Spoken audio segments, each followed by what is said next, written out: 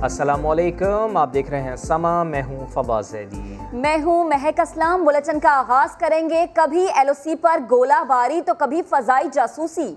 भारत का हर हरबा उसके मुंह पर तमाचा बनने लगा है। अब की बार भी मक्कार दुश्मन की चालाकी न चल सकी। पाकिस्तानी इदारों ने साइबर हमलों की वारदात नाकाम बनाकर भांडा फोड़ दिया। पाकिस्तान के हसास इदारों ने न सिर्फ बड़े साइबर हमलों का सुराग लगाकर नाकाम बना दिया, बल्कि आइंदा के लिए बांध दिया है। ISPR के मुताबिक दुश्मन एजेंसीज ने सिविल और फौजी हुकाम के मोबाइल फोन्स और हसास आलात हैक करके संगीन साइबर क्राइम्स करने का मंसूबा बनाया था। हमलों में हदफ किस किस को बनाया गया, हसास इदारों ने यह तहकीकात भी कर ली हैं। इसके अलावा तमाम हुकूमती इदारों को साइबर सिक्योरिटी के इक़दाम सख्त और नकाइस दूर करने की एडवाइजरी भी जारी कर दी गई है। साइबर सिक्योरिटी के SOPs पर अमल न करने वालों के खिलाफ कार्रवाई का फैसला भी किया गया है। ऐसे में ब्रिगेडियर रिटायर्ड नादिर मीर कहते हैं कि भारत मुसलसल पाकिस्तान के खिलाफ हर किस्म के हथकंडे इस्तेमाल कर रहा है और हर बार उसे मुंह की खाना पड़ती है। मुसलसल पाकिस्तान के खिलाफ हर किस्म की जंग कर रहा है और ये 1947 से पहले की कर रहा है। बहरहाल रिसेंटली जो उसको जून में पिछले महीने चीन की हाथों वहां पर लद्दाख में बेइज्जती करानी पड़ी, उसके बाद उसको ये समझ आ गई कि चीन से लड़ना तो मुश्किल है। और उससे पहले 1 साल पहले पाकिस्तान ने भी उसको बालाकोट के ऊपर अच्छा जवाब दिया था। जहाज भारत के गिर गए थे, पायलट पकड़ा गया था। तो अब भारत जो है दूसरे किस्म के, अगरचे वो जंग और मुसलत करने की और दहशतगर्दी करने की कोशिश तो करता है, लेकिन जो हाइब्रिड वॉर है और 5th जनरेशन वॉर है जिसमें साइबर वॉर एक उसका बड़ा इंपॉर्टेंट हिस्सा है, यानी कि कंप्यूटर, इलेक्ट्रॉनिक्स, और इसकी बहुत लंबी है, वो मैं पूरी तफसील तो नहीं पेश कर सकता, लेकिन मुख्तसर साइबर वॉर का बता सकता हूँ क्योंकि इसका साइबर वॉर के थ्रू बहुत सारे उसके पहलू हैं। वो पाकिस्तान के ऊपर एक बड़ी कोशिशें कर रहा था और ये बड़ी खबर है, पाकिस्तान की बड़ी कामयाबी है कि पाकिस्तान की जो एजेंसी है और हमारी फौज और हमारे जो इदारे हैं जो हर वक्त अलर्ट रहते हैं भारत के खिलाफ, उन्होंने उनकी बड़ी नाकाम कर दी है ये साइबर वॉर की कोशिश है, साइबर अटैक्स की और साइबर डिसरप्शन की। इसी मामले पर बात करेंगे। सीनियर एनालिस्ट खालिद अजीम साहब हमें ज्वाइन कर चुके हैं। खालिद साहब, भारत क्यों बाज नहीं आता? हमेशा छेड़छाड़ करता है। कभी हम देख रहे हैं LOC पर, कभी फ़ज़ाई हुदूद की खिलाफ वर्जी, कभी कुछ तो कभी कुछ। हमेशा शर्मिंदगी का, हजीमत का सामना, लेकिन ओछे हथकंडे हर बार नए तरीके से अपनाता है ये। मैं आपका जो पहला जुमला है उसी से बात का आगाज़ करूँगा। हमें तवक्को रखनी ही नहीं चाहिए कि भारत कभी बाज आएगा। उसने पाकिस्तान के वजूद को आज तक तस्लीम नहीं किया और फिर इस वक्त जो कश्मीरियों पे वो जुल्म ढा रहा है, उसके नतीजे में पाकिस्तान जितनी मौसर आवाज़ उठा रहा है, वो पाकिस्तान पे किसी भी पहलू से हमला कर सकता है। IT उसकी एक स्ट्रेंथ है, हमें ये मानना पड़ेगा। उसकी एक बहुत बड़ी इंडस्ट्री है, इतनी बड़ी इंडस्ट्री है कि उसकी वजह से जो सर्विसेज सेक्टर है वो ज़राअत और सनत पे हावी आ गया है, उसका ज़्यादा कंट्रीब्यूशन है। वो वहाँ अरबों डॉलर सालाना उससे कमा रहा है और उसी स्ट्रेंथ को वो यूज़ करना चाह रहा है पाकिस्तान के ख़िलाफ़। इससे पहले वो तो छोटे मोटे वो हमले करता रहा है, लेकिन इस मरतबा उसका टारगेट बड़ा था। इससे पहले कभी किसी मिनिस्ट्री का और कभी प्राइम मिनिस्टर हाउस का अकाउंट हैक कर लेना ये उसका वतीरा था, लेकिन अब वो उसने एक बहुत बड़े हमले की तैयारी की थी। और हमें दाद देनी चाहिए अपने इंटेलिजेंस के इदारों को जिन्होंने इस चीज़ को पहले कंसीव किया, उसका सुराग लगाया और उसके बाद हमारे वो इदारे जो डिफेंस से ताल्लुक़ है, पाक फ़ौज और बाकी उनके जो IT सेक्टर है, उन्होंने इसका मौसर तोड़ भी निकाला है। इस हमले को नाकाम बनाने की पूरी पेशबंदी कर ली है, लेकिन साथ ही उन्होंने ये वार्न किया है और इसको हमें बहुत सीरियसली लेना चाहिए कि भारत बिल्कुल बाज नहीं आएगा। वो अगर उसका एक वार खाली जाता है तो वो कोई नए वार की तैयारी कर लेता है। इसलिए मुसलसल चौकस रहने की ज़रूरत है।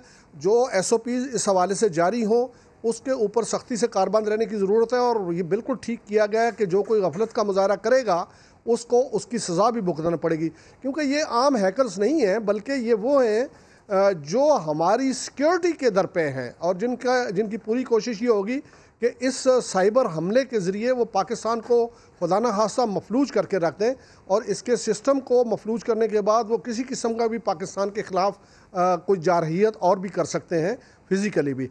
तो इसलिए बहुत कॉन्शियस रहने की ज़रूरत है और ये एक मुसलसल अमल है। भारत का मुकाबला जो है वो पाकिस्तान के लिए एक मुसलसल अमल की हैसियत रखता है और वो हर सेक्टर में, चाहे वो उसके जो फिज़िकल हमले हैं उनको रोकने का मामला हो, उसके प्रोपेगेंडे का रोकने का मामला हो, उसकी दहशतगर्दी की ये यहाँ पे जो कोशिशें होती हैं उनको रोकने का मामला हो, या अब ये साइबर दहशतगर्दी मैं इसको कहूँगा, ये इसका मामला हो, इसके लिए पाकिस्तान की तैयारी अभी तक है अल्हम्दुलिल्लाह, और इस वक्त पाकिस्तान सेफ पोजीशन में है। लेकिन इसमें मज़ीद चौकस रहने की, जागते रहने की ज़रूरत है, और इस मामले को ये समझा जाए कि भारत किसी किस्म का कोई और नया हमला भी हम पे कर सकता है, और उसके लिए हमें जितनी तैयारी की ज़रूरत है वो करनी चाहिए। हमारा वॉल्यूम उतना बड़ा नहीं है, लेकिन हम जितने भी हैं वो इफ़ेक्टिव हैं। अगर जिस तरह से उसका बाकी असले का आर्सेनल बहुत बड़ा है, हमारा उतना आर्सेनल नहीं, लेकिन हम कम अज़ कम अपने दिफा की भरपूर सलाहियत रखते हैं, और इसका मुजाहरा पाकिस्तान ने किया है जी। और इसी किस्म का मुजाहरा हमें साइबर फ्रंट पे भी करना होगा। भारत का मुकाबला करने के लिए हमें हर वक्त तैयार रहने की ज़रूरत है। ठीक, बेहद शुक्रिया खालिद साहब आपका। मसला कश्मीर को सलामती काउंसिल की करारदादों के तहत हल कराने के लिए आलमी सतह पर आवाज़ उठाएंगे। मजलूम कश्मीरियों को आज़ादी दिलाने के लिए दुनिया को झंझोड़ेंगे। वजीर बराए उमूर कश्मीर अली अमीन गंडापुर ने मजीद क्या कहा, ये सुनते हैं।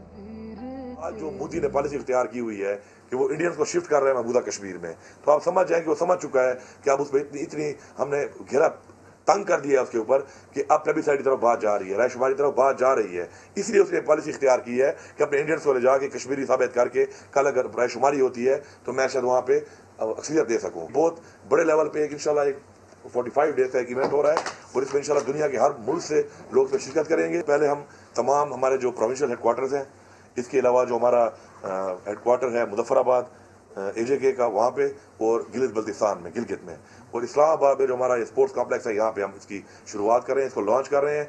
इसके अलावा UK में, US में, और इसके अलावा कुछ दिनों बाद हमारे जितने भी वहाँ पे फॉरेन मिशन हैं और एम्बेसीज हैं, वहाँ भी पूरी दुनिया में लॉन्च होगा। बेंगलोर में जो कुछ हो रहा है और दिल्ली में जो कुछ इससे पहले हुआ, वो सब नज़रिया हिंदुत्व का शाखसाना है। इंतहा पसंद हिंदू सरकार के ओछे हथकंडे अक़लियतों के पैनल की रिपोर्ट में सामने आ चुके हैं। हिंदुस्तान के अक़लियतों के पैनल ने दिल्ली सरकार पर खून खराबे का इल्ज़ाम क्यों लगाया था, आइए देख लेते हैं। समा एक और तहलका खेज स्टोरी सामने ले आया। मरियम नवाज पेश ना हो, सिर्फ तहरीरी जवाब भेज दें। नए पेशी से एक रोज़ कबल मरियम नवाज को यह पैगाम पहुंचाया गया। लंदन में नवाज शरीफ को भी कहा गया कि मरियम नवाज को पेश होने से मना करें। नैब दफ्तर के बाहर गाड़ी में मरियम नवाज को शहबाज शरीफ की मुतादिद कॉल्स आईं। शहबाज शरीफ ने मरियम को हिदायत की कि जितना जल्दी हो यहाँ से निकल कर वापस घर चली जाएं। लाहौर से नईम अशरफ भट्ट की रिपोर्ट। मरियम नवाज नैब में पेशी पर ना आए। आला सरकारी शख्सियत का ये पैगाम पेशी से एक रोज कबल नून लीग के सीनियर रहनुमाओं के जरिए पहुंचाया गया। ये पैगाम सिर्फ मरियम नवाज को नहीं बल्कि लंदन में नवाज शरीफ को भी पहुंचाया गया। जवाब में नवाज शरीफ और मरियम नवाज ने वाज़े इनकार तो नहीं किया, लेकिन ये शर्त रख ली कि नोटिस में जाती हैसियत में तलबी का फिक्रा तब्दील कर दिया जाए और ये लिखा जाए कि खुद पेश हों या तहरीरी जवाब भिजवा दें। उनकी इस शर्त को तस्लीम नहीं किया गया, जिसके बाद वो खुद वहाँ पहुँच गयी। दरवाजा खोलो, मेरे जवाब सुनो, और अब सवाल किया है तो जवाब सुनने का हौसला रखो। ज़राए के मुताबिक जब मरियम नवाज नैब के दफ्तर पहुंची तो शहबाज शरीफ की मुतअद्दिद कॉल्स इन्हें मसूल हुई। शहबाज शरीफ बार बार मरियम नवाज को यही कहते रहे कि जितनी जल्दी हो यहाँ से निकल कर वापस घर जाएं। इन राबतों और शहबाज शरीफ की कॉल्स ने नून लीग की अंदरूनी सियासत से मुताल्लिक नए सवालात को जन्म दिया है। नईम अशरफ भट्ट, समा, लाहौर। मरियम नवाज ने नैब के दफ्तर पहुंचकर चचा की सियासत पर खुद को शमला किया। PTI रहनुमा फयाजुल हसन चौहान ने समा से गुफ्तगू में कहा, शहबाज शरीफ के समझाने के बावजूद मरियम नवाज मंसूबे के तहत नैब दफ्तर पहुंची थी। मरियम नवाज अपने उस्ताद परवेज रशीद की बदौलत नाकामियों से दो चार है। तौर पे बेगम सफदर अमान साहिबा अपने चचा शहबाज शरीफ साहब की और अपने कजन हमजा शहबाज की सियासत की पीठ पे छुरा घोंपने के लिए कल आई थी। मैंने कल प्रेस कॉन्फ्रेंस में भी ये कहा था कि आज इन्होंने खुदकश हमला किया है। इस वक्त जो इनके चचा की और इनके कजन ने जो है ना बाप बेटा प्राइवेट लिमिटेड के तौर पे इस वक्त पाकिस्तान और पंजाब में नून लीग चला रहे हैं, उसके ऊपर सियासी खुदकश हमला है कि शहबाज शरीफ साहब इसकी मिन्नतें करते रहे हैं कि तू कितने चली है ना, सन मरवा ना दही, ठीक है ना कर। वो समझाते रहे इसको, उन्हें पता था कि उसके रिपरकशंस क्या है, उसके आफ्टर इफेक्ट्स क्या है, उसके साइड इफेक्ट्स क्या है। तो कहने का मकसद ये है कि बेगम सफदर अमान बुनियादी तौर पे एक नेगेटिव खातून है, एक नेगेटिव शख्सियत है, मनफी तर्ज अमल रखने वाली शख्सियत है। और उनके जो उस्ताद हैं परवेज रशीद साहब, जो कल उनको प्रेस कॉन्फ्रेंस में भी खुसर पुसर करके जनाब तलकीन करते रहे हैं, उस्ताद अच्छा हो तो वो इंसान को जमीन से आसमान तक ले जाता है, उस्ताद बुरा हो तो वो आसमान से भी जमीन के में जनाब वो इंसान को ले आता है। यहाँ एक और बड़ी खबर आपको देंगे। वजीर आला पंजाब उस्मान बुज़दार के खिलाफ 2 अफराद वादा मुआफ गवाह बनने को तैयार हैं। नैब ज़राए ने बड़ा दावा कर दिया है। साबिक डीजी एक्साइज ने भी वादा मुआफ गवाह बनने की दरख्वास्त दे दी है। उस्मान बुज़दार आज नैब ऑफिस में पेश हुए तो उनके साथ कोई प्रोटोकॉल नजर नहीं आया।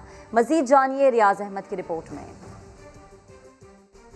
वज़ीर आला पंजाब बगैर प्रोटोकॉल नैब ऑफिस पहुंचे और आम शख्स की तरह नैब हुकाम के रूबरू पेश हुए।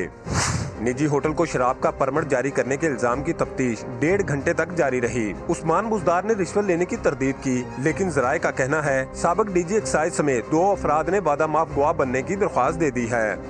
वज़ीर आला पंजाब से रिश्तेदारों के नाम पर जायदादें बनाने पर पूछगिछ की गई और अहले खाना से मुतल्लिक जायदाद का रिकॉर्ड भी मांगा गया। बाद सवालों पर उस्मान बुज़दार के इज़हार लाइल्मी पर उन्हें 12 सफ़ात पर मुश्तमिल सवालनामा दिया गया, जिसमें तमाम मतलूबा दस्तावेजात 18 अगस्त तक फराहम करने की हदायत की गई है।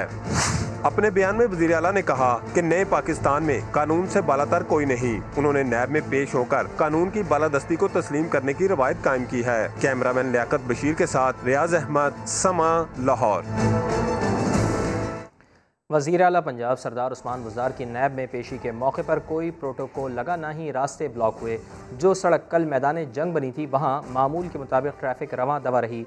आज और गुज़िश्ता रोज़ होने वाली पेशी में क्या फ़र्क था, बता रहे हैं समा के नुमाइंदे रियाज अहमद। नैब लाहौर में मुसलसल दूसरे रोज बड़ी पेशी। आज की पेशी पर खामोश तबा उस्मान बुज़दार आए और कार्रवाई का सामना करने के बाद वापस चले गए। कल और आज के मनाजिर में है वाज़ेह फ़र्क। कल हुई थी काफिले की सूरत में रवानगी और आज वज़ीर आला अकेले रवाना हुए। कल कारकुनों ने की शदीद नारेबाजी और हंगामा आराई। मरियम नवाज ने वर्कर्स का हौसला भी बढ़ाया। उस्मान बुज़दार के साथ ना कोई वजीर था, ना कोई मुशीर और ना कारकुन। मामूल का सरकारी प्रोटोकॉल भी ना लिया। गुज़िश्ता रोज जो सड़क मैदान जंग थी वहाँ आज मामूल की ट्रैफिक रवां दवां रही। वज़ीर आला उस्मान बुज़दार अकेले आए और इल्जामात का जवाब देकर वापस चले गए। पेशी के बाद किसी प्रेस कॉन्फ्रेंस का एहतमाम हुआ, ना ही नैब को चैलेंज किया गया। मरियम नवाज की पेशी और पत्थर वाली गाड़ियों का मामला समा पूरा सच सामने ले आया। पत्थरों से भरी जो गाड़ी नैब दफ्तर पहुंची थी वो मरियम नवाज के घर से काफिले के साथ ही निकली थी। लीगी एमपीए मिर्जा जावेद ने गाड़ी में पत्थर रखवाए। मिर्जा जावेद के दोस्त गाड़ी में मौजूद रहे। बड़े सियाने कह गए कि झूठ के पांव नहीं होते और ना ही झूठ की नाव चलती है, डूब जाती है। ऐसा ही कुछ नून लीग के झूठ के साथ भी हो गया। पत्थरों की गाड़ी वाली जिस वीडियो को वो कल तक जाली करार दे रहे थे, आज वो वीडियो भी असली साबित हो गई। सिल्वर 4x4 जिसकी नंबर प्लेट LZ6000 है, वो भी सच निकल आई। ये वो गाड़ी है जो मरियम नवाज के घर से काफिले के साथ ही निकली थी। और अता तारड़ साहब जो वीडियो जाली करार दे रहे हैं, अच्छी तरह जानते हैं कि मरियम नवाज के काफिले का एक एक फर्द और एक एक गाड़ी मंजूर शुदा होती है। हकीकत यह है कि गाड़ी जाती उम्रा से काफिले के साथ नैब के दफ्तर पहुंची। लीगी एमपीए मिर्जा जावेद ने पत्थर रखवाए और उनके दोस्त गाड़ी में मौजूद रहे। पेशी से पहले उसमें बाकायदा पत्थर लोड किए गए और समा से गुफ्तगू में मिर्जा जावेद ने इस बात का इजहार कहीं नहीं किया कि वो वीडियो जाली है या गाड़ी से उनका कोई ताल्लुक नहीं। मुस्लिम लीग नून की नायब सदर मरियम नवाज ने अपनी गाड़ी की वीडियो सोशल मीडिया पर शेयर कर दी। कहा, गाड़ी पर पत्थर, ईंटें और ना जाने क्या कुछ बरसाया गया। ये मेरी नहीं, मियाँ साहब की बुलेट प्रूफ गाड़ी है। क्या बुलेट प्रूफ विंड स्क्रीन सिर्फ पत्थर लगने से टूट सकती है? की गाड़ी है और आप ये देखें कि उसका हाल क्या हुआ है। हर तरफ से, हर जानिब से पत्थरों से, ईंटों से मेरी गाड़ी पर अटैक किया गया है। और आप ये देखें, ये मैं पीछे से शुरू कर रही हूँ। ये देखें, ये देखें, ये देखें जहाँ मैं बैठी थी, ये और ये सब, ये देखें, ये देखें, और ये है मेरी विंड स्क्रीन, ये है मेरी विंड स्क्रीन। आप ये देखें, क्या पत्थर आर्मर्ड गाड़ी की, बॉम्ब प्रूफ या बुलेट प्रूफ गाड़ी की विंड स्क्रीन ऐसे तोड़ सकता है? मैं नहीं कह सकती कि क्या था, लेकिन ये पत्थर से कुछ ज़्यादा था। और इसके अलावा लाहौर में नैब ऑफिस के बाहर हंगामा आराई के इल्जाम में गिरफ्तार मुस्लिम लीग नून के कारकुनों को जुडिशल रिमांड पर जेल भेज दिया गया। कारकुनों की दरख्वास्त से जमानत पर कल समाअत होगी। मोहम्मद अली जड़ की रिपोर्ट देखिए। मरियम नवाज की पेशी पर हंगामा आराई, पथराव और कार्य सरकार में मुदाखलत के इल्जाम में 58 लीगी कारकुनों की गिरफ्तारी। मुलजिमों को जिला कचहरी लाया गया जो अपने कायदीन के हक में नारेबाजी करते रहे। तफ्तीशी अफसर ने 8 रोजा जिस्मानी रिमांड की इस्तदा की। सरकारी वकील ने मौक़िफ़ अपनाया कि मीडिया फुटेज से वाज़ेह है कि मुलजिमान ने कानून हाथ में लिया। मुलजिमान के वकील ने रिमांड की मुखालफत करते हुए हंगामा आराई के इल्जाम को गलत और मुकदमे को सियासी करार दिया। जुडिशल मजिस्ट्रेट ने दलाइल सुनने के बाद लीगी कारकुनों को 14 रोजा जुडिशल रिमांड पर जेल भिजवाने का हुक्म दे दिया। अदालत से वापसी पर मुलजिमान का कहना था वो हर कदम पर अपनी क़यादत का साथ देंगे। जुल्म के ये ज़ाब्ते हम नहीं मानते। पॉलिटिकल विक्टिमाइजेशन अपने अरूज पे है और जमहूरियत के लिबादे के अंदर आमरीत अपने जोरों पे है। जमहूरी हुकूमत में नहते बेकसूर अवाम को जो अपने कायद की बेटी के साथ सिर्फ इजहार यकजहती के लिए आए थे, उनको ये सियासी जेवर डाल दिया गया है। मुलजिमान की जानिब से जमानत की दरख्वास्तों पर जुडिशल मजिस्ट्रेट ने 13 अगस्त के लिए नोटिस जारी करते हुए पुलिस से रिकॉर्ड तलब कर लिया है। कैमरामैन खावर महमूद के साथ मोहम्मद अली जट, समा, लाहौर। लीगी रहनुमा ख्वाजा आसिफ ने लाहौर वाक़े पर कौमी असम्बली में एहतजाज किया। कहा राना तनवीर पर FIR कटी जबकि वो ऐवान में मौजूद थे। ये कैसा कानून है? वज़ीर ख़ारिजा शाह महमूद कुरैशी ने तमाम हक़ाइक़ को मंजर आम पर लाने की तजवीज़ दे दी। नैब लाहौर में मरियम नवाज की पेशी पर हंगामा आराई का वाकया। लीगी रहनुमा ख्वाजा आसिफ ने कानूनी कार्रवाई पर सवाल उठा दिए। कहा जिसके खिलाफ FIR काटी गई वो तो वहाँ मौजूद ही नहीं था।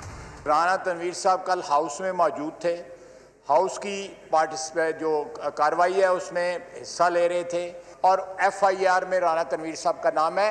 इससे जाहिर होता है कि कितनी झूठी और कितनी गलत कार्रवाई जो है, सारी की सारी झूठ पे मबनी जो है पाकिस्तान मुस्लिम लीग नून के खिलाफ कितनी झूठी कार्रवाई पंजाब हुकूमत कर रही है। वज़ीर ख़ारिजा शाह महमूद ने अहम सवाल उठा दिए। दोनों तरफ की सूरत हाल को सामने लाने का मशवरा दे दिया। एक पॉइंट ऑफ व्यू आपका है, आपका हक है उसको रेज करना। एक दूसरा नुक्ता नज़र भी है और वो नुक्ता नज़र कहता है कि लोग जानना चाहेंगे कि यकदम वो गाड़ियों में पत्थर कहाँ से नमूदार हो गए। ये सारा जो एक स्टेज्ड ड्रामा था वो किया गया। शाह महमूद ने मजीद कहा मुनज़्ज़म अंदाज में नैब दफ्तर के बाहर माहौल खराब करने की कोशिश की गई। असल जिम्मेदारों की जल्द पकड़ होगी। अदालत ख्वाजा साद रफ़ीक और ख्वाजा सलमान रफ़ीक की पैरागॉन सिटी केस में ज़मानत का फ़ैसला वापस ले। नैब ने सुप्रीम कोर्ट से ख्वाजा बरादरान की ज़मानत के फ़ैसले पर नज़रसानी दरख्वास्त दायर कर दी है। दरख्वास्त में कानूनी नुक्ता भी उठा दिया। इस्लामाबाद से ज़ुल्क़रनैन इक़बाल की रिपोर्ट। रूल्स के तहत नैब मुकदमात की समाअत 3 रुकनी बेंच ही कर सकता है। ख्वाजा साद रफ़ीक और सलमान रफ़ीक की जमानत 2 रुकनी बेंच ने दी। नैब ने ख्वाजा बरादरान की जमानत के फैसले पर नज़रसानी दरख्वास्त सुप्रीम कोर्ट में दायर कर दी।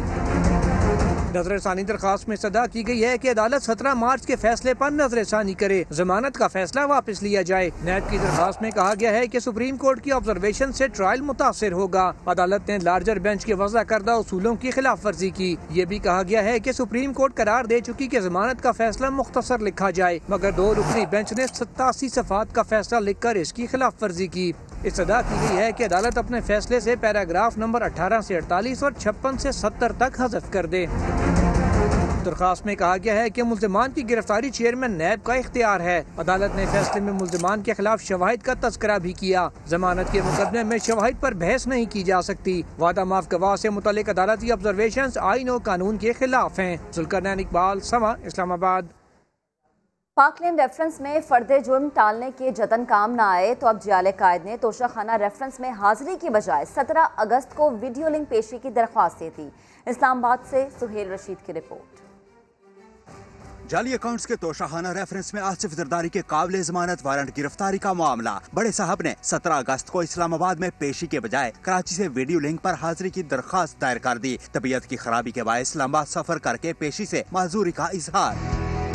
दरखास्त में कहा गया है कि काबिल जमानत वारंट गिरफ्तारी मौसूल हुए। वारंट की तामील के लिए जमानती मचलकों का इंतजाम तो कर लिया, लेकिन खुद इस्लामाबाद पहुंचकर पेश नहीं हो सकता। डॉक्टरों ने सफर से मना कर रखा है, जान को खतरा है। वीडियो लिंक पर हाजिरी की दरखास्त मंजूर करने की इस्तदा। मेडिकल सर्टिफिकेट भी मुंसलिक कर दिया, जिसके मुताबिक आसिफ जरदारी दिल के मरीज, कमर दर्द का शिकार, हाथों में राशा भी है, मुख्तलिफ बीमारियों के बायस चल फिर नहीं सकते। कोरोना का शिकार होने का भी खदशा है। एहतसाब अदालत ने 30 जून को मुसलसल गैर हाजिरी पर नवाज शरीफ का इश्तिहार और आसिफ जरदारी के काबिल जमानत वारंट गिरफ्तारी जारी किए थे। वकील फारूक एस नायक ने कोरोना से खतरात की बात की तो अदालत ने पेशी यकीनी बनाने के लिए 17 अगस्त तक की तवील तारीख दी। केस में यूसुफ रजा गिलानी पर आसिफ अली जरदारी और मियां नवाज शरीफ को गैर कानूनी तौर पर कीमती गाड़ियां अलाट करने का इल्जाम है। रेफरेंस में ओमनी ग्रुप के अनवर मजीद और अब्दुल गनी मजीद भी मुलजम नामजद हैं, जिन पर गाड़ियों की ड्यूटी जाली अकाउंट से अदा करने का इल्जाम है। सोहेल रशीद, समा, इस्लामाबाद। हुकूमत ने नौजवानों को बड़ी खुशखबरी सुना दी है। कामयाब जवान प्रोग्राम कर्ज प्रोग्राम की रकम में 5 गुना इजाफा कर दिया गया है। अब नौजवान 2.5 करोड़ रुपए तक कर्ज हासिल कर सकेंगे। मुशीर ख़जाना हफीज़ शेख कहते हैं कि हुकूमती इक़दाम से रोज़गार के मौक़े पैदा होंगे और मईशत को फ़ायदा होगा। वो इस्लामाबाद में मीडिया से गुफ्तगू कर रहे थे। अभी तक जो चल रहा था प्रोग्राम, उसमें 50 लाख की जो थी लिमिट थी, यानी लोग 50 लाख तक लोन ले सकते थे। लेकिन अब हम इस रकम को 5 गुना बढ़ा रहे हैं और इसको 2.5 करोड़ तक कर रहे हैं। तो एक तो ये चीज़ कि 5 गुना इजाफा किया जा रहा है लोन के अमाउंट में, 50 लाख से बढ़ाकर 2.5 करोड़ तक। दूसरी चीज़ ये कि जो इंटरेस्ट लोग दे रहे थे उसको हम आधा कर रहे हैं। बैंक्स पहले थी, 3 बैंक्स थी जो कि इस प्रोग्राम में शामिल थी। अब उनकी तादाद बैंक्स की बढ़ाकर 21 की गई है, इसलिए कि हम चाहते हैं कि जितनी जल्दी जितने ज़्यादा पैसे लोगों के हाथ में पहुँचें ताकि जॉब क्रिएशन हो और इकॉनमी जो है उसमें मज़ीद तेज़ रफ्तारी से ग्रोथ हो। और वफाकी वज़ीर उमर अयूब ने मुल्क की ज़रूरत की 60% बिजली अंदरूने मुल्क ज़खायर से पैदा करने की खुशखबरी सुना दी है। इस्लामाबाद में प्रेस कॉन्फ्रेंस करते हुए बताया कि मुश्तरका मफादात काउंसिल ने काबिल तजदीद तवानाई पॉलिसी की मंजूरी दे दी। सस्ती बिजली से सनत और घरेलू सार्फिन को बराह रास्त फ़ायदा होगा।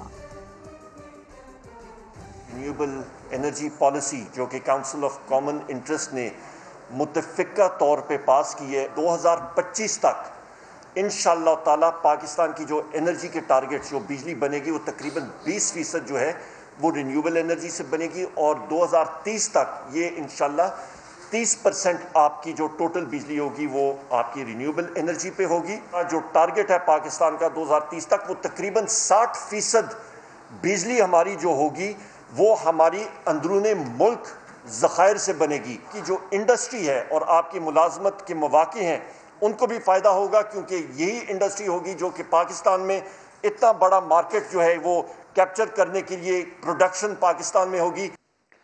के इलेक्ट्रिक का सताया शहरी इंसाफ के लिए सुप्रीम कोर्ट पहुंच गया। मुतासरा शहरी का कहना है कि गरीब दर्जी हूं, लॉकडाउन के बावजूद के इलेक्ट्रिक ने 62,000 रुपए का बिल भेज दिया। मेरे घर की लाइन काट गए हैं के इलेक्ट्रिक वाले, पहले लाइन काटी है उसके बाद मेरे घर पे बिल भी आया है। सर वो लाइन के मुताबिक मैं के इलेक्ट्रिक के ऑफिस आया, मेरा सर ये 5 महीने से लॉकडाउन करता, इमरान खान ने बेनिफिट भी दिया था कि यार लॉकडाउन के अंदर कोई बिल नहीं भरेगा और कोई लाइन नहीं कटेगी। सर जिस दिन लॉकडाउन परसों खुला है, कल मेरे घर की लाइन कटी है, ठीक है ना सर। सर मेरी मसला ये था कि सर मैंने बोला गुजारिश करी वहाँ के इलेक्ट्रिक को ऑफिस जाके, सर के मुझे इतना बेनिफिट दिया है ये मैं बिल भर सकूँ। तो वहाँ से सर मुझे जवाब मिलता कि आपको बेनिफिट ये दिया जाएगा, आपको 30,000 का बिल पे करना पड़ेगा, जब ये आप पे करेंगे तो आपके घर की लाइट ऑन हो जाएगी। कराची के इलाके डिफेंस में करंट लगने से नौजवान की हलाकत के बाद के इलेक्ट्रिक के CEO मोनिस अलवी ने सिंध हाई कोर्ट से हिफाजती जमानत हासिल कर ली।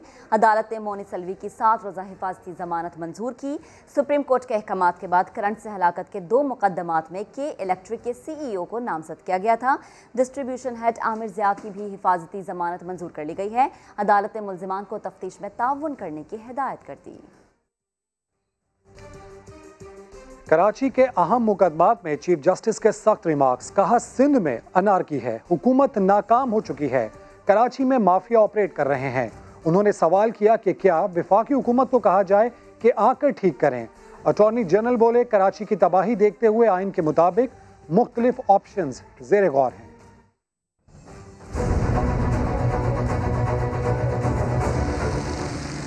सुप्रीम कोर्ट कराची रजिस्ट्री में अहम मुकदमात की समाअत। चीफ जस्टिस पाकिस्तान कराची की सूरत हाल पर नाराज। रिमार्क्स दिए सिंध हुकूमत मुकम्मल नाकाम हो चुकी, मुकम्मल अनारकी वाला सूबा बन गया है। क्या वफाकी हुकूमत को कहें कि आकर मसाइल ठीक करे। अटॉर्नी जनरल ने बताया कि उनकी वजीर आजम से बात हुई है। वफाक कराची के मामलात में मदाखलत नहीं करना चाहता, लेकिन मुल्क के मेगा सिटी के लिए हुकूमत को ठोस इकदाम करने होंगे, जिसके लिए मुख्तलिफ कानूनी पहलुओं पर गौर किया जा रहा है। चीफ जस्टिस पाकिस्तान ने आइन की किताब दिखाते हुए कहा, हम सब इस आइन पर अमल दरामद के पाबंद हैं। अटॉर्नी जनरल ने बताया कि इसमें मुकामी हुकूमत खत्म हो रही है, जिस पर चीफ जस्टिस ने रिमार्क्स दिए कि ये तो नाकाम लोग हैं, शहर जंगल बन गया है। जिस पर एडवोकेट जनरल ने कहा कि आपके हुक्म से हमें बहुत तकवीयत मिलती है। जस्टिस एजाजुल हसन ने कहा कि आप सुप्रीम कोर्ट के हुक्म का इंतजार क्यों करते हैं, आपके पास इंतजामी इख्तियारात हैं, खुद अपना काम क्यों नहीं करते।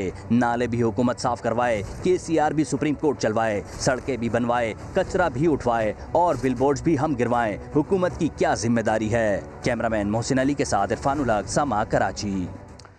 पीपल्स पार्टी के रहनुमा और मुमताज़ कानूनदान लतीफ़ खोसा कहते हैं कि आइन में इस बात की कोई गुंजाइश नहीं कि किसी इलाके को वफाकी हुदूद करार दे दिया जाए। किसी गैर आइनी इक़दाम की इजाज़त नहीं दी जाएगी। वफाकी हुकूमत गवर्नर राज लगाना चाहती है तो लगा कर देख ले।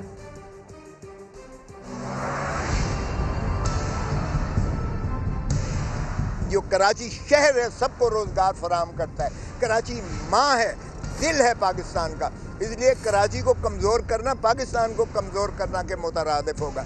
कराची को बिल्कुल मजबूत करना चाहिए। ऑप्शंस की बात करते हैं ये कोई आज नई बात नहीं है, पहले भी एक दफ़ा चढ़ दौड़े थे और ये जो है यहाँ गवर्नर राज लगाने के लिए, फिर उनको जाहिर है कि इल्म हुआ कि आइन में जो तकादा और तरीका है उसके कसवटी पर वो नहीं उतर पाएंगे। और यकीनन सुप्रीम कोर्ट ने आज भी कह दिया कि कोई गैर आइनी हम तरीका काबिल कबूल नहीं करेंगे, नहीं होगा। यहाँ 40 साल से आपको भी इल्म में है कि यहाँ 40 साल से जो कुव्वतें जो यहाँ म्यूनसिपलिटी की हद तक, अर्बन सिंध की हद तक जिनके पास इक़्तिदार रहा है, उनको फंड्स भी मुहैया हैं, उन्हीं के सारे मुलाजमीन जो है कॉर्पोरेशंस में लगे हुए हैं, म्यूनसिपल कॉर्पोरेशंस में।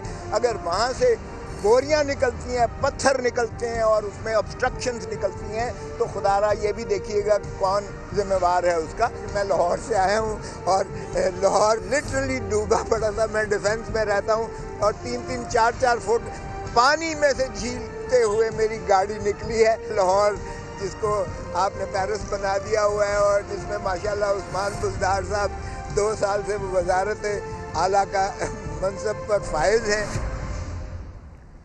पीपल्स पार्टी के सीनियर रहनुमा सरदार लतीफ़ खोसा का दावा गलत निकला। मौसूफ ने बयान दिया था कि बारिश का पानी 2 दिन बाद भी लाहौर में उनके घर के बाहर खड़ा है। नुमाइंदा समा सिदरा गयास इस वक्त उनकी रिहाइशगाह के बाहर मौजूद है, उनसे मजीद बात कर लेते हैं। सिदरा, कितना पानी देख रही हैं आप यहाँ पर? बिल्कुल, लाहौर में मानसून की बारिशों का सिलसिला जारी है और पीर के रोज़ जो बारिश हुई और अब तक की सीज़न की सबसे ज़्यादा बारिश रिकॉर्ड की गई है, जिसके बायस जो है वो लाहौर की मुख्तलिफ शाहराहों पर जो है वो बारिश का पानी भी खड़ा रहा और शहरियों को काफ़ी मुश्किलात का सामना भी रहा।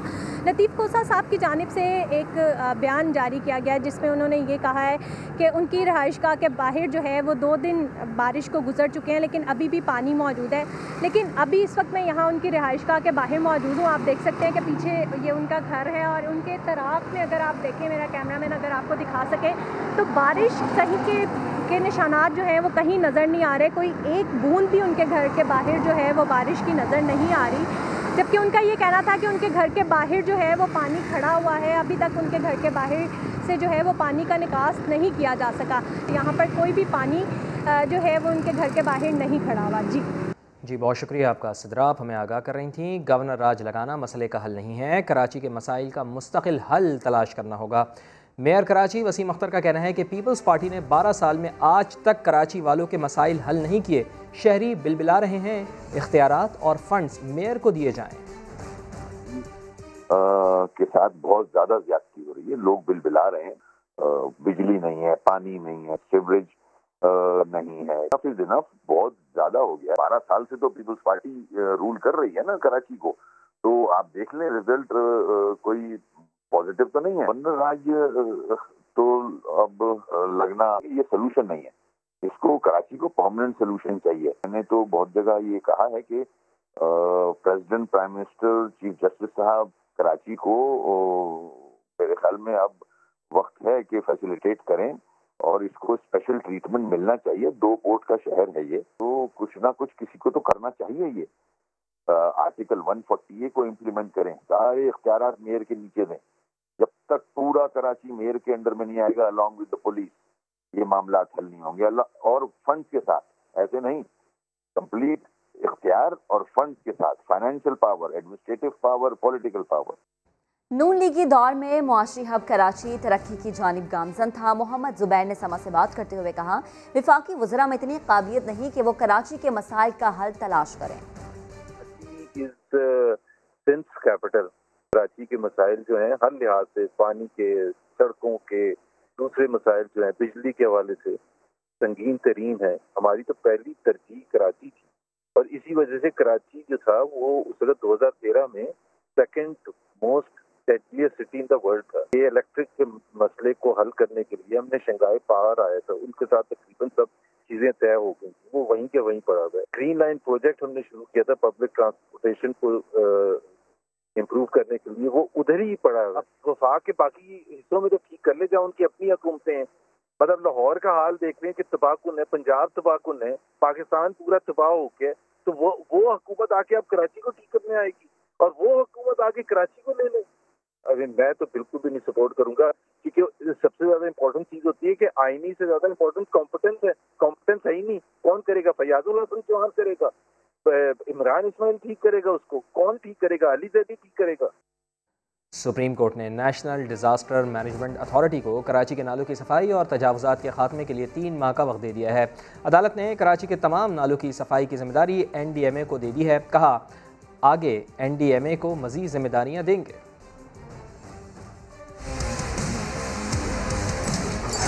सुप्रीम कोर्ट कराची रजिस्ट्री ने समाअत के दौरान एडवोकेट जनरल सिंध ने कहा कि अदालत चाहे तो नाला सफाई की जिम्मेदारी NDMA को दे दे, जिस पर अदालत ने NDMA को नालों की सफाई और तजावुजात के खात्मे के लिए 3 माह का वक्त दे दिया। सिंध हुकूमत को NDMA की मुकम्मल मुआवनत की हदायत कर दी। हाजी लिमू गोट के नालों से तजावुजात खत्म करके मुतासरीन की बहाली का भी हुक्म दे दिया गया। चीफ जस्टिस ने रिमार्क्स दिए कि हम आगे चलकर NDMA को मजीद जिम्मेदारियां देंगे। नौकरियों पर सारे रिश्तेदार लगे हुए हैं। हाजी लिमू गोट की रिहायशी खातून ने बताया कि कमिश्नर कराची माफिया को सपोर्ट कर रहे हैं, जिस पर चीफ जस्टिस ने कहा अगर ये साबित हो गया तो ये कमिश्नर फारिग हो जाएंगे। डिप्टी कमिश्नर, रजिस्ट्रार वगैरह सब एक दूसरे के रिश्तेदार हैं जो नौकरियों पर लगे हुए हैं। अब जिक्र करते हैं यौम आज़ादी का। मुल्क भर में जश्न आज़ादी की तैयारियां जोरों शोर से जारी हैं। कौमी असम्बली में 60,000 से ज्यादा गुब्बारों से तैयार कौमी परचम को दुनिया का सबसे बड़ा झंडा होने का एजाज़ मिल गया है। Guinness book of world record में नाम भी दर्ज हो गया है और सर्टिफिकेट पाकिस्तानी पार्लियामेंट के हवाले कर दिया गया। मजीद बात करेंगे अपने नुमाइंदे शहजाद अली ने हमें ज्वाइन किया। शहजाद, एक बड़ा एजाज़ है, एक अच्छी खबर है पाकिस्तानी कौम के लिए, मजीद क्या तफसीलात है? जी महक, बिल्कुल कौमी असम्बली हाल में गुब्बारों से तैयार 40 फुट लंबा और 60 फुट चौड़ा कौमी परचम लहराया गया है, जो कि एक आलमी रिकॉर्ड है। 60,000 से ज्यादा गुब्बारों पर मुश्तमिल परचम को दुनिया का सबसे बड़ा झंडा होने का एजाज मिल गया है।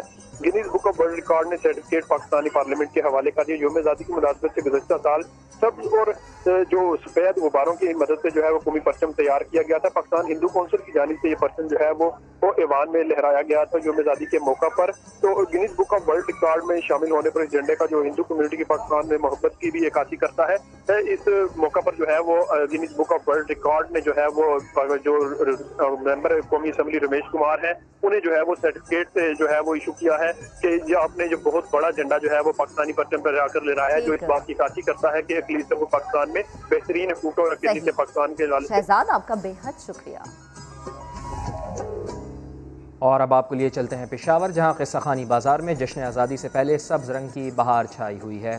सज्जाद हैदर की रिपोर्ट। ईद कुर्बा का गोश्त फ्रीजर में भर भर कर रखना घर घर की कहानी है, लेकिन याद रखें कि देर तक फ्रीज किए गए गोश्त का जायका खराब होता है और साथ ही साथ ये गोश्त आपकी सेहत भी बिगाड़ सकता है। इस्लामाबाद से अरहम खान की रिपोर्ट। और साबिक कप्तान जावेद मियादाद ने सियासत में आने का ऐलान कर दिया है। कहा इमरान खान उनके नहीं, वो इमरान खान के कप्तान थे। इमरान खान को वजीर आज़म भी उन्होंने ही बनवाया। जावेद मियादाद ने क्रिकेट बोर्ड की पॉलिसीज़ पर भी नाराज़गी का इजहार किया। कहा पीसीबी में बाहर से लोग ला कर रखे जा रहे हैं, रोजगार दे नहीं सकते मगर खिलाड़ियों को बेरोजगार कर दिया है। खेल के मैदान से आपको खबर देते हैं। पाकिस्तान और इंग्लैंड के दरमियान दूसरा टेस्ट कल से शुरू होगा। कौमी खिलाड़ी आज प्रैक्टिस सेशन में तैयारियों को फाइनल टच दे रहे हैं। विजिट कीजिए हमारी वेबसाइट sama.tv। इसके अलावा आप हमें फेसबुक और ट्विटर पर भी ज्वाइन कर सकते हैं। एक ब्रेक के बाद आप देख सकेंगे प्रोग्राम 7 से 8। देखते रहिए समा।